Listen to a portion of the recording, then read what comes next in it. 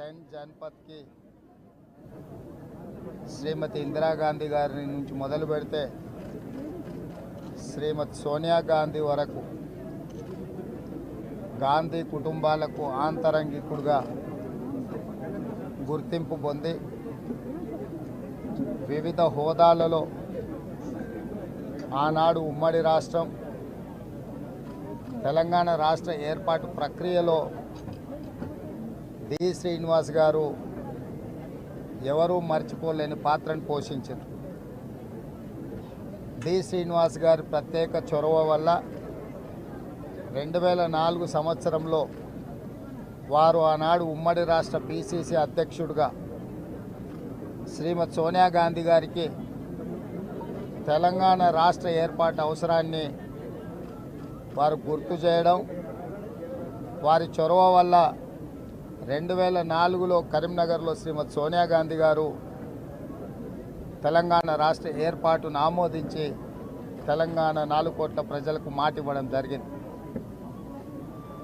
2004లో Congress party అధికారంలోకి రావడానికి ఆనాడు మహాకూటమి CPI, CPM, TRS, Congress party, MIM సహకారంతో కాంగ్రెస్ ప్రభుత్వాన్ని రాష్ట్రంలో కేంద్రంలో ఏర్పాటు చేయడానికి వారి చొరవ ఎంతో ఉపయోగపడ్డది.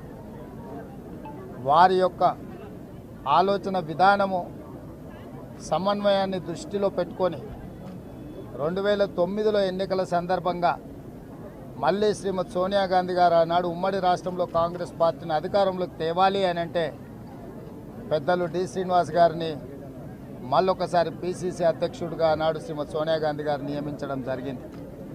అంటే డి శ్రీనివాస్ గారి యొక్క పనితనము, వారి చొరవ, శ్రీమతి సోనియా గాంధీ గారికి వారికి ఉన్న అనుబంధము మనందరము గుర్తించి, అదేవిధంగా డి శ్రీనివాస్ గారు మధ్యలో కొన్ని అనివార్య పరిస్థితుల్లో పార్టీకి దూరమైన సెంట్రల్ హాల్లో డి శ్రీనివాస్ గారు ఎదురుపడితే శ్రీమతి సోనియా గాంధీ గారు, ఎందుకంటే నేనే ప్రత్యక్ష సాక్షిని, సీను హవారియు అని డి శ్రీనివాస్ గారిని పలకరియడం జరిగింది.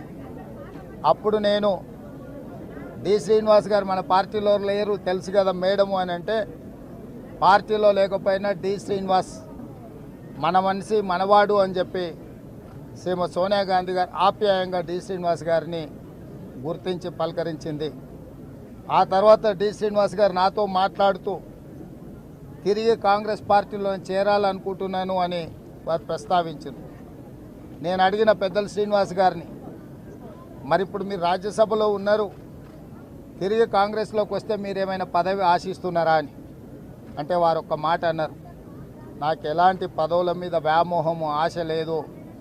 చిన్న కార్యకర్త నుంచి పిసిసి ప్రెసిడెంట్గా, మంత్రిగా ఎన్నో రకాలుగా కాంగ్రెస్ పార్టీ, గాంధీ కుటుంబం నన్ను ఆదరించి అవకాశాలు ఇచ్చి ఈ స్థాయికి ఎదగడానికి ఉపయోగపడ్డది. నేను చనిపోయినప్పుడు నా మీద కాంగ్రెస్ పార్టీ జెండా కప్పాలన్నదే ఏకైక కోరిక అని చెప్పి డి శ్రీనివాస్ గారు ప్రస్తావించడం జరిగింది.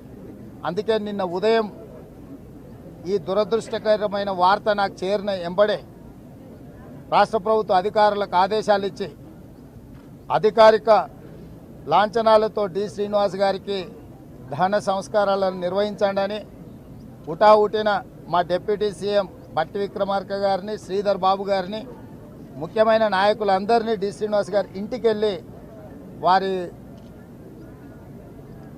పార్థివ దేహం మీద కాంగ్రెస్ పార్టీ జెండా కప్పి కాంగ్రెస్ పార్టీ తరఫున వారి యొక్క చివరి కోరికను నెరవేర్చే బాధ్యతను మా మంత్రివర్గ సహచరులకు ఇవ్వడం జరిగింది. ఈరోజు కూడా డి శ్రీనివాస్ గారికి, వారి కుటుంబానికి, వాళ్ళ పిల్లలతో నాకున్న సన్నిహితం, అదేవిధంగా డి శ్రీనివాస్ గారి మీద ఉన్న గౌరవం, వారు కాంగ్రెస్ పార్టీకి చేసిన ఎనలేని సేవలన్నిటిని దృష్టిలో పెట్టుకొని ఈరోజు ఇక్కడికి వచ్చి వారికి నివాళులు అర్పించడం జరిగింది. డి శ్రీనివాస్ కుటుంబం, కాంగ్రెస్ కుటుంబం, ఈ కుటుంబానికి ఎప్పుడు కాంగ్రెస్ పార్టీ అండగా నిలబడుతుంది.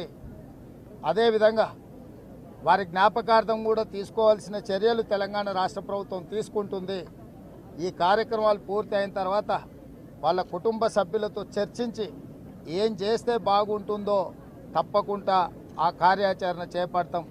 ఈనాడు చాలామంది ముఖ్యంగా నిజామాబాద్ జిల్లా నుంచి తెలంగాణ రాష్ట్రంలో బలహీన వర్గాల శాసనసభ్యులు నాయకులు ఈరోజు కనిపిస్తున్నారు అని అంటే వాళ్ళందరినీ గుర్తించి అవకాశాలు ఇచ్చి ప్రోత్సహించిన నాయకుడు డి శ్రీనివాస్ గారు. ఇక్కడ ఎరావత్ అనిల్ కావచ్చు, మధు యాస్కి గారు కావచ్చు, లేకపోతే ఈ జిల్లాలో అన్ని జిల్లాల కంటే ఎక్కువ ఈ జిల్లా నుంచి బలహీన వర్గాల ప్రాతినిధ్యం కూడా డి శ్రీనివాస్ గారు ఇచ్చి ప్రోత్సహించడం జరిగింది. కాంగ్రెస్ పార్టీకి సిద్ధాంతపరంగా కాంగ్రెస్ పార్టీకి ఒక విశ్వాసపాత్రుడుగా డి శ్రీనివాస్ గారిని కోల్పోవడం కాంగ్రెస్కు తీరని నష్టం. తప్పకుండా వారి జ్ఞాపకార్థం వారి గౌరవం పెరిగే విధంగా మా ప్రభుత్వం చర్యలు చేపడుతుంది. వారి కుటుంబానికి అండగా నిలబడడమే కాకుండా కాంగ్రెస్ పార్టీ పక్షాన శ్రీమతి సోనియా గాంధీ, శ్రీ రాహుల్ గాంధీ గారు ప్రత్యేకంగా వారి కుటుంబానికి తన యొక్క నివాళులు చెప్పమని రాహుల్ గాంధీ గారు నాకు చెప్పిండ్రు. ఢిల్లీలో పార్లమెంటు ఇతర అంశాల ఒత్తిడిలో ఉండి వాళ్ళు రాలేకపోయినరు. శ్రీమతి సోనియా గాంధీ గారు ప్రత్యేకంగా సందేశాన్ని పంపిస్తామన్నారు. రాహుల్ గాంధీ గారు కూడా నాకు ప్రత్యేకంగా వారి కుటుంబానికి తెలియజేయమని చెప్పిండు. మీడియా మిత్రుల ద్వారా డి శ్రీనివాస్ గారి అభిమానులకు శ్రీమతి సోనియా గాంధీ, శ్రీ రాహుల్ గాంధీ గారి యొక్క నివాళులు కూడా తెలియజేస్తున్నాము. వారి కుటుంబానికి ఎప్పటికీ కాంగ్రెస్ పార్టీ అండగా నిలబడుతుందని ఈ సందర్భంగా తెలియజేస్తున్నా.